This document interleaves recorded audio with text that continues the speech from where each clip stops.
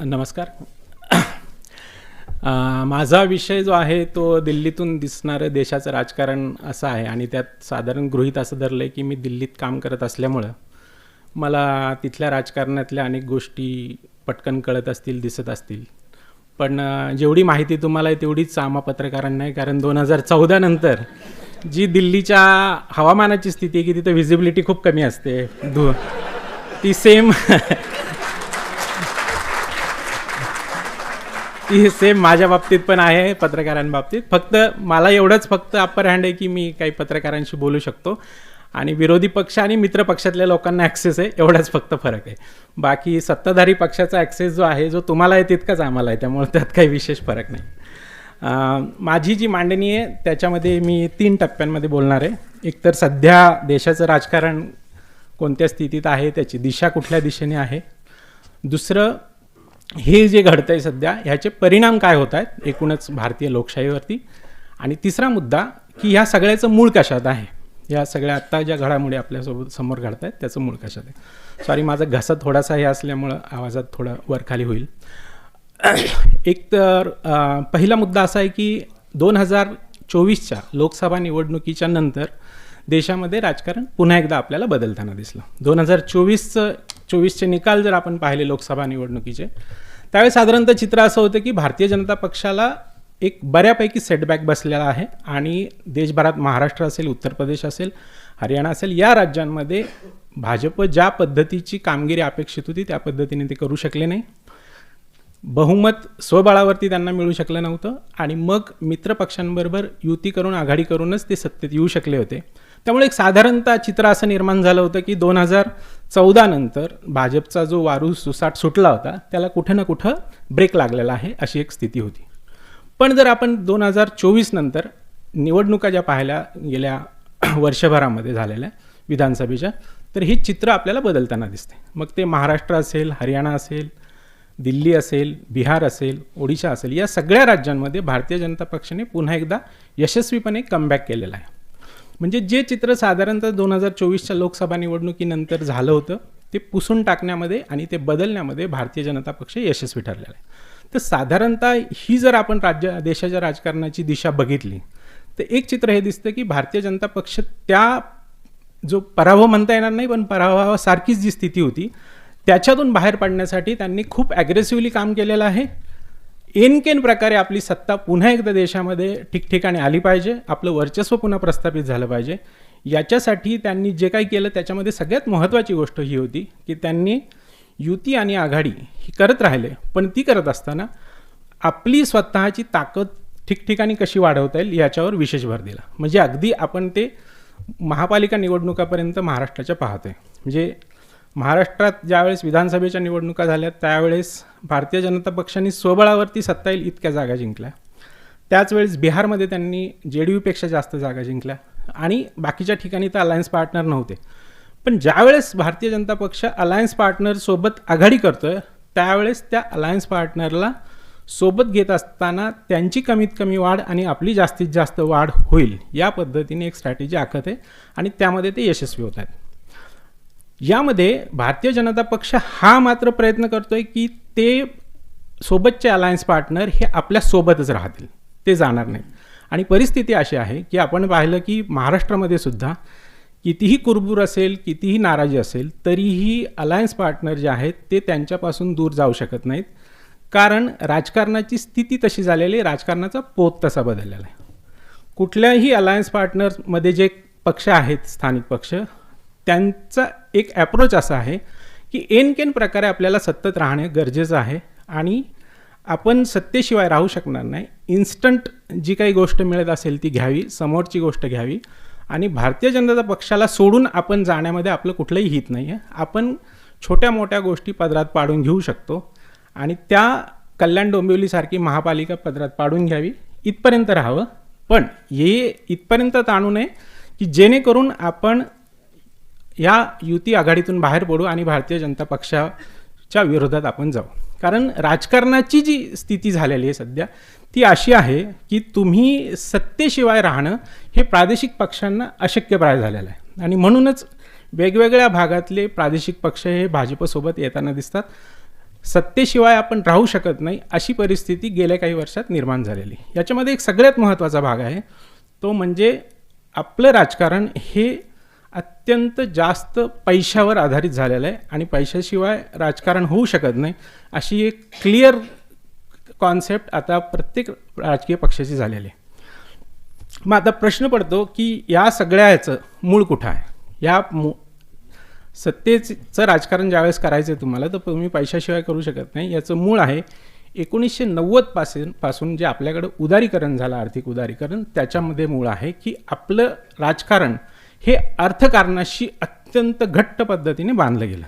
सरांच्या पुस्तकाचे जे टायटल आहे त्याच्यामध्ये आर आहे. मी सरांना विचारलं तर ते म्हटले की ते आर्टिस्टिक हे आहे, त्याच्यामध्ये माझ्या पुस्तकात काही पॉलिटिकल इकॉनॉमी वगैरे ह्याच्यावरती विशेष भर नाही आहे. पण मला सांगायचा मुद्दा हा आहे की आपल्याकडे 90 नंतर ज्या पद्धतीने बदल झाले त्यामुळे अर्थकारणाचा विशेष प्रभाव आपल्याकडे राजकारणावर पडत गेला. याचा परिणाम असा झाला की एकतर उदारीकरणानंतर कॉर्पोरेट्स जे आहेत ते ताकदवान होत गेले आणि त्यांचा प्रभाव, त्यांचा रोल हा राजकारणामध्ये महत्त्वाचा झाला. आता हीच प्रक्रिया जगात 1990च्या दशकात जगभरात सुरू झालेली. आपल्याकडे एकाच वेळेस 1990च्या दशकात उदारीकरण आलं आणि त्याच वेळेस उजव्या धर्मांध राजकारणाला आपल्याकडे त्यावेळेस सुरुवात झाली, जी राम मंदिराच्या निमित्तानं आपल्याकडे झाली होती. ह्या दोन्ही शक्ती एकाच वेळेस आपल्याकडे उदयास आल्या. त्याची वाटचाल पॅरलल होत राहिली, पण त्यांनी हातात हात नंतर घातले. म्हणजे 2004-2009च्या आसपास त्यांनी हातात हात घालायला सुरुवात केली आणि 2014ला त्याचा एक आपण पाहतो की एपिक अशा पद्धतीने ते झालं की सगळे एका पॉईंटला आले की इथं ही युती ही अभेद्य असू शकते आणि ही देशामध्ये परिवर्तन घडून आणू शकते. या पद्धतीची युती आपल्याला पाहायला मिळाली, ती म्हणजे कॉर्पोरेट आणि कम्युनल अशा पद्धतीची युती आपल्याला दिसली. हे झालं की 90च्या दशकामध्ये जसं जसं उदारीकरण होत गेलं तसं तसं कॉर्पोरेट्सचा प्रभाव आपल्या प्रत्येक क्षेत्रामध्ये वाढत गेला, खाजगी उद्योगांचा वाढत गेला आणि त्याचा आपल्या इथल्या राजकारणावरती प्रभाव वाढत गेला. दुसरी गोष्ट झाली की याच्यामध्ये कॉन्ट्रॅक्टर नावाचा जो एक प्रकार उदयास आला, जो अगदी केंद्रापासून ते अगदी आपल्या गावापर्यंत, तिथून आपली इकॉनॉमी त्यांच्या सोबत बळकट होत गेली किंवा त्यांची इकॉनॉमी बळकट होत गेली, पण त्यांचा राजकारणातील प्रभाव वाढत गेला. तुम्ही जर पाहिलं की गेल्या काही वर्षांमध्ये आपल्याकडे अनेक लोकांचा गावापासून असेल शहरापर्यंत अचानक उत्कर्ष ज्यावेळेस झालेला दिसतो, तो कुठल्या ना कुठल्या कॉन्ट्रॅक्टमुळे झालेला दिसतो. अगदी एअरपोर्टपासूनचं कॉन्ट्रॅक्ट जे मोठमोठ्या उद्योगपतींना मिळतं, तेव्हापासून ते राजकारणात गावातल्या कार्यकर्त्याला रस्त्याचं मिळणारं कॉन्ट्रॅक्ट इथपर्यंत हे अर्थकारण वेगळ्या पद्धतीने चालतं आहे आणि त्यांच्या हातात सत्ता बळकट झालेली. आणि तेच मंडळी आत्ता आपल्या राज्यामध्ये असेल, देशामध्ये असेल, सत्ता ही त्यांच्या हातात चालत राहते आणि मग एक वेगळी युती त्यातून तयार झालेली आहे आणि मग पैसा आणि राजकारण हे त्यामुळं अधिक घट्ट जवळ झालेलं आहे. म्हणजे मला सांगायचा मुद्दा हा आहे की तुम्ही आता पैशाशिवाय राजकारण करू शकत नाही हे सगळ्यांनी मान्य केल्यासारखं झालं आहे आणि त्यासाठी प्रचंड पैसा लागतो हेही प्रत्येकाला जाणवतं आहे. आणि म्हणून मग पैसा हवा तर मग तुम्ही कॉन्ट्रॅक्टर झाले पाहिजे, मग तुमचे राजकीय लाकेबंद. बरं, यामध्ये कुठलेही एंटरप्रिन्युअरशिवाय मोठी झालेली मंडळी आहेत. म्हणजे ज्याला आपण म्हणतो की फक्त सरकारी लागेबांधे तुमचे असेल तर तुमचा आर्थिक उत्कर्ष होऊ शकतो आणि मग हे आर्थिक उत्कर्ष झालेली मंडळीच इथल्या सत्ताकारणावरती प्रभाव निर्माण करताना दिसत आहेत.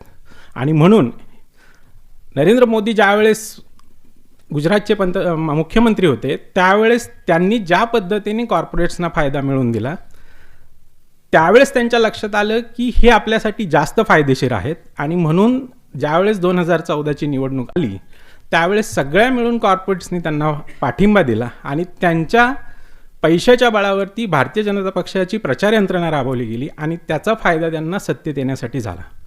काँग्रेसच्या काळातही हे कॉर्पोरेट्स आणि सगळे भांडवलदार हे फायदा घेत होते सत्तेचा, पण त्यांना ज्यावेळेस जाणवलं की गुजरातचं मॉडेल आपल्यासाठी जास्त फायदेशीर आहे आणि हे आपल्याला अनिर्बंध सत्ता मिळवून देऊ शकतं, असं ज्यावेळेस जाणवलं त्यावेळेस त्यांनी मोदींना पाठिंबा दिला.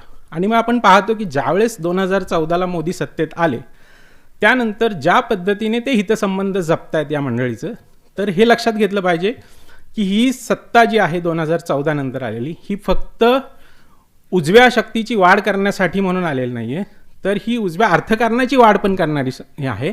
आणि म्हणून ह्या दोन्ही शक्ती आज देशाची सत्ता आपल्या हातात ठेवून आहेत आणि ह्याच शक्ती आपल्या देशाच्या पुढच्या राजकारणाची दिशा पण ठरवणार आहेत. आणि म्हणून मला असं वाटतं की ज्यावेळेस आपण आजच्या स्थितीबद्दल बोलतोय त्यावेळेस दिशा कुठली असेल हा विचार करताना आपल्याला हे लक्षात घेतलं पाहिजे की जोपर्यंत ही युती ही आपापसातील हितसंबंध जपत जाणार आहे आणि एकमेकांचे फायदे कसे होतील यासाठी काम करत राहणार आहे, तोपर्यंत लोकशाहीचा आपल्यासमोर निर्माण झालेला पेच जो आहे तो कायम राहणार आहे.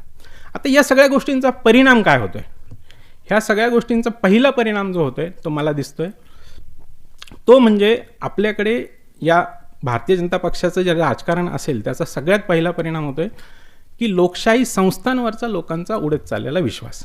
म्हणजे आपण पाहतो की निवडणूक आयोग असेल, सर्वोच्च न्यायालय असेल, वेगवेगळ्या CBI वगैरे यासारख्या संस्था असतील, इव्हन मीडिया असेल, या सगळ्या संस्थांवरचा लोकांचा जो विश्वास उडत चाललेला आहे तो मला वाटतं अतिशय गंभीर आहे. कारण ही मुळातच आपल्याकडं लोकशाहीला पोषक अशी परिस्थिती कधी नव्हती. अत्यंत सरंजामी असा देश होता आणि आपण संविधान आणून ह्याला लोकशाही मार्गाने नेण्याचा प्रयत्न केलेला आहे. ती प्रक्रिया अजून आपली सुरूच होती. 70 वर्षात ती काही पूर्ण यशस्वी होऊ शकली नव्हती, पण आपण त्या मार्गावर असतानाच तिला मागे नेण्याचा प्रयत्न आता झालेला आहे. आणि म्हणून त्यावेळेस ज्यावेळेस ही लोकशाही अस्तित्वात आली आणि ही रुजवण्याचा प्रयत्न होत होता त्यावेळेस या संस्थांवरचा विश्वास हा या लोकशाहीचा पाया होता. कारण ह्या संस्था आपल्या लोकशाहीचं रक्षण करतील, माझ्या प्रत्येक गोष्टीचं स्वातंत्र्य जपतील, हा विश्वास लोकांमध्ये होता कारण ह्या संस्थांवर त्यांचा विश्वास होता.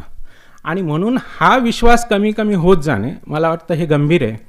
आज सत्ता एका पक्षाची आहे, उद्या दुसऱ्या पक्षाची असेल, पण ज्यावेळेस ह्या संस्थांवरचा विश्वास लोकांनी गमावलेला असेल तो मला वाटतं जास्त गंभीर आहे आणि ते आपलं इतक्या लवकर भरून न येणारं नुकसान आहे असं मला वाटतं. दुसरी गोष्ट आहे ती म्हणजे लोकांचा या सगळ्या प्रक्रियेतून जो परिणाम होतोय तो म्हणजे की लोक अधिक राजकारणापासून स्वतःला अलिप्त ठेवायला लागलेले आहेत. मुळातच आपल्याकडे लोकांचा राजकारणामध्ये विशेष सहभाग नव्हता आणि तो आपण स्थानिक स्वराज्य संस्थांमध्ये त्यांचा सहभाग वाढवून वगैरे करण्याचा प्रयत्न करत होतो.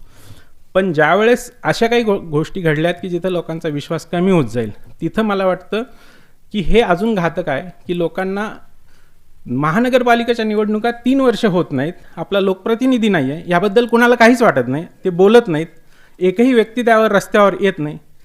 हे किती अनास्थेचं लक्षण आहे. म्हणजे मला आरतीच्या एका मुद्द्याशी मी असहमत आहे की आपल्याकडे मतदार खूप सुज्ञ आहेत.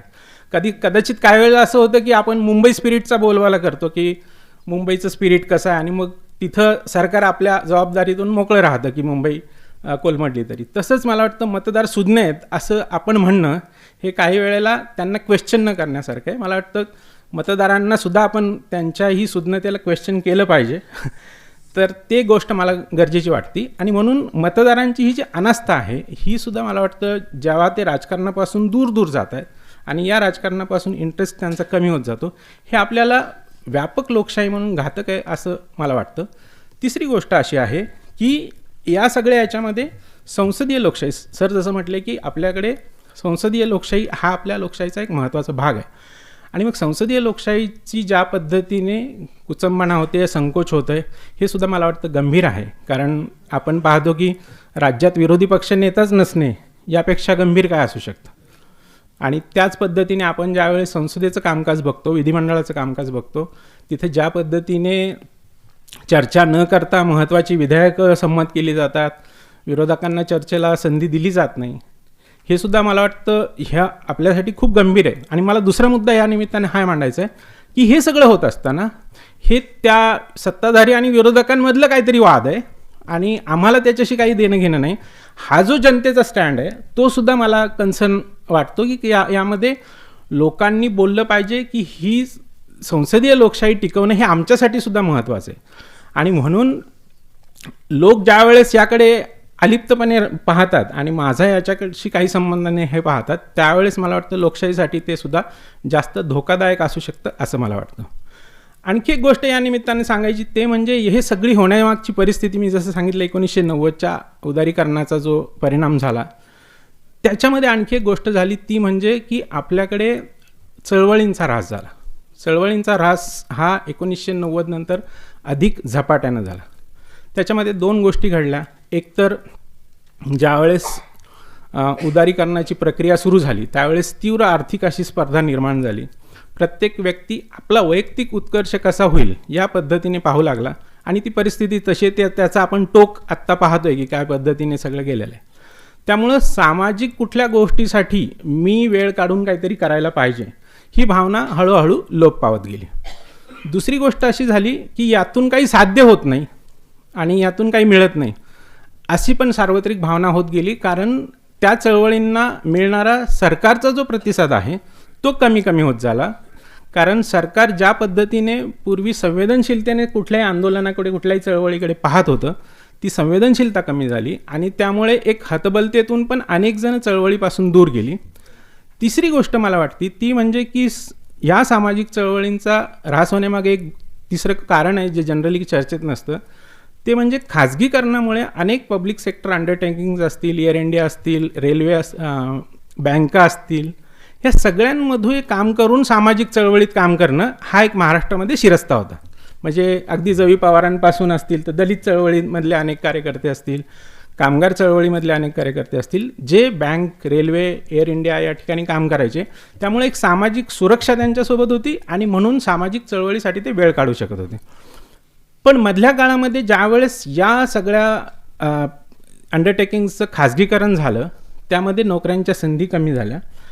रेल्वे, बँका याच्यामध्ये पूर्ण वेळ भरती कमी कमी होत गेली आणि म्हणून जी काही चळवळीसाठी लागणारी एक तिथून येणारी मॅनपॉवर होती ती कमी कमी होत गेली आणि म्हणून सामाजिक सुरक्षा नसणे आणि मग त्यातून चळवळीसाठी माणसं न येणे हा एक मला वाटतं एक महत्त्वाचा भाग राहिला जो जनरली चर्चेला येत नाही. पण मला ज्यावेळेस मी काही लोकांशी चर्चा करतो त्यावेळेस जाणवतं की हे एक कारण घडलेलं आहे की ज्यावेळेस एअर इंडियाचं खाजगीकरण झालं त्यावेळेस अनेक लोक त्यातून आता कमी कमी होत गेली. जे काही चळवळीचं पाठबळ होतं, आर्थिक पाठबळ पण ह्याच मंडळीकडून बऱ्यापैकी मिळत होतं तेही कमी झालं आणि म्हणून 1990 नंतर ह्या सामाजिक चळवळींचं आणि आणखी एक चौथी गोष्ट झाली ती म्हणजे जागतिकीकरणाने आणि आर्थिक उदारीकरणाने आपल्या एकूण समाजकारणावरती आणि राजकारणावरती खोल परिणाम केला. आपला दृष्टिकोनच त्यांनी राजकारणाच्या आणि समाजकारणाच्या बद्दल बदलून टाकला. जसं सरांनी सांगितलं की मी माझा स्वार्थ आणि परमार्थ कशा पद्धतीने पाहतोय की मी माझ्यापुरतं पाहत असताना माझा वॉर्ड, माझं शहर, माझा देश या पद्धतीने पाहत असताना ते अधिकाधिक व्यक्तिकेंद्रित झालं जे आर्थिक उदारीकरणाने जास्त वेगवान प्रक्रियेने केलेलं आहे. म्हणजे व्यापक विचार करणे आणि व्यापक समाजहिताचा विचार करणे हे हळूहळू कमी होत गेलं. कारण ज्या पद्धतीचं आपण आजूबाजूला वातावरण पाहतो आर्थिक उदारीकरणानंतरचं ते आपल्याला अशा पद्धतीने पुढे नेत आहे की माझं स्वतःचं हित हे सर्वोच्च आहे आणि ते पहिलं मी सांभाळलं पाहिजे, त्याच्यानंतर इतर हितांना मी प्राधान्य दिलं पाहिजे आणि मग त्याचा परिणाम सामाजिक चळवळी असतील, राजकारण असेल यावर आपोआप आपल्याला पडताना दिसतोय. आणि म्हणून एक सामाजिक संवेदनशीलता ह्या सगळ्या राजकारणात घडणाऱ्या ज्या गोष्टी आहेत त्याच्याबद्दल लोकांमध्ये सुद्धा तेवढी संवेदनशीलता राहिली नाही, ती कमी होत चाललेली. म्हणजे जे आपल्याला वावगं वाटायला पाहिजे, ज्या गोष्टी आपल्याला आत्ता महाराष्ट्रात घडताना दिसतात त्याच्यामध्ये बद्दल एक प्रचंड चीड निर्माण व्हायला पाहिजे. ती कुठल्याही परिस्थितीत आपण ॲक्सेप्ट करू शकत नाही असं एक गोष्ट आहे. पण तरी ते ॲक्सेप्टन्स मिळतो, त्याच्याबद्दल तितकासा रोष दिसत नाही लोकांच्या मनामध्ये. त्याचं कारण आपण ते एका लेवलवरती मान्य केलेलं आहे की हे असंच असतं म्हणून. आणि ही जी बधिरता आलेली मला वाटतं तीही आपल्यासाठी खूप घातक आहे. या सगळ्यांमध्ये मला असं वाटतं की आपल्याला जर का काही पुढचा पर्याय असेल आणि काही करायचं असेल तर आपण पाहिलं आहे की एक हतबलता सगळीकडे दिसतेच. म्हणजे अगदी मी सतीश आळेकरांची मुलाखत घेताना सुद्धा त्यांच्यामध्ये सुद्धा बोलण्यात एकदा त्यांच्या वाक्यात हतबलता आलेली होती. अनेक वेगवेगळ्या लोकांच्या मुलाखती घेत असताना ती मला सातत्यानं जाणवते. मी हे सगळं बोलत असताना मी हा बेस पकडलेला आहे की इथं बसलेली प्रत्येक व्यक्ती ही आपल्या सगळ्या राजकीय पद्धतीकडे क्रिटिकली पाहणारी आहे आणि म्हणून मी हे सांगत बसलेलं नाही आहे की आत्ता काय बिघडलेलं आहे, काय बिघडलं आहे हे आपण पुन्हा पुन्हा वारंवार एकमेकाला सांगण्यामध्ये काही पॉईंट नाही आहे. बिघडलेलं आहे हेच मान्य करून मला त्यामधलं एक साधारणतः आकलन काय आहे की का कसं पद्धतीने बिघडले. आता मी या मुद्द्याकडे येतो आहे की आपण काय करू शकतो. ही जी परिस्थिती आत्ता निर्माण झालेली ही बदलण्यासाठी मला असं वाटतं की आता आपण याविषयी बोललोच की कशा संस्थांवरचा आपला विश्वास उडत चाललेला आहे. त्यामुळं कुठल्या एका संस्थेकडून विशेष अपेक्षा आपण धरू शकत नाही की ही संस्था आपल्या मदतीला येईल. म्हणजे मीडिया येईल की निवडणूक आयोग येईल की संसदेतले विरोधी पक्ष आपल्या बाजूने येतील, ह्याची एक आपल्याला अपेक्षा आत्ता धरून चालता येत नाही. मला असं वाटतं न्यायालय आहेत. मला असं वाटतं की याच्यामध्ये एक गोष्ट सगळ्यात महत्त्वाची आहे ते म्हणजे आजही सक्रिय सामाजिक चळवळींची जागा कायम आहे. आपण पाहिलं की जेव्हा दिल्लीमध्ये पंजाबच्या शेतकऱ्यांनी शेतकरी आंदोलन केलं त्या ठिकाणी सरकारला माघार घ्यावी लागली. ज्यावेळेस आपण पाहिलं की राहुल गांधींनी ज्यावेळेस भारत जोडो यात्रा काढली त्यावेळेस एक वातावरण निर्मिती ते करू शकले. मला वाटतं लोकांमध्ये जाण्याशिवाय, लोकांना भेटण्याशिवाय, लोकांमध्ये जाऊन जागृती करण्याशिवाय कुठलाही पर्याय नाही जेणेकरून आपण लोकशाहीचा हा जो ऱ्हास आहे तो थांबवू शकतो. ते इतकं सोपं नाही आहे हेही आपल्याला कळतं आहे, पण तो एकमेव पर्याय सध्या दिसतो की जेणेकरून आपण या पद्धतीने काम करावं लागेल की जी काही मंडळी या सगळ्या गोष्टींबद्दल कन्सर्न्ड आहेत त्यांनी सामाजिक चळवळींना अजून पुढे नेण्यासाठी काय करता येईल, तरुणांना याच्यामध्ये आणण्यासाठी काय करता येईल, आपली भाषा कशी बदलता येईल, त्यासाठी सोशल मीडियाचा वापर अधिक प्रभावीपणे आपण कसा करू शकतो, त्याशिवाय विरोधी पक्षांना आपल्या मुद्द्यावर कसा आणता येईल आणि चळवळीची नव्याने मांडणी आपण कशा करू शकतो, हे सगळं आपल्याला करावं लागेल. मला वाटतं लोकांना सोबत घेतल्याशिवाय आणि लोकांना याची जाणीव करून दिल्याशिवाय आपल्याला हे चित्र बदलता येत नाही. कारण हे आपलं फक्त कुठला सत्ता बदल करून ह्याच्यावर काही होणार नाही आहे. कारण मी सांगतो की ज्या पद्धतीने डॅमेज झालेल्या आहेत गोष्टी त्या कुठल्या पक्ष सत्तेत नव्याने आल्याने खूप लगेच दुरुस्त होतील अशा पद्धतीच्या नाही. त्यामुळे आपल्याला प्रयत्न हाच करावा लागेल की ह्याची दिशा कशी बदलता येईल आणि ही परिस्थिती कशी बदलता येईल. डॅमेज खूप मोठ्या प्रमाणावर आहे, खूप वर्ष लागतील कदाचित हे सगळं हे करायला, पण मला असं वाटतं की हे करण्याशिवाय पर्याय नाही. म्हणजे जर का आपल्याला पुन्हा एकदा या देशामध्ये एक सक्षम अशी लोकशाही अस्तित्वात आणायची असेल, जी प्रक्रिया आपण गेल्या काही वर्षांपासून करत होतो सामाजिक राजकीय बदलांची, ती जर पुढे न्यायची असेल तर आपल्याला याच गोष्टीवर काम करावं लागेल की आपण लोकांमध्ये जाऊन हे कसं बदलू शकतो. हे आहे असं पाहून आणि ॲक्सेप्ट करून तिथंच आपण परिस्थिती तशी ठेवू शकणार नाही. मला वाटतं त्यावर काम करावं लागेल. आणि ह्या सगळ्या गोष्टींचा जागतिक राजकारणाशी कसा संबंध आहे, कारण जसं मी मागाशी म्हटलो की एकाच वेळी जगातल्या वेगवेगळ्या भागांमध्ये उजव्या विचारांचे पक्ष सत्तेत येतात, हा काही योगायोग नाही आहे.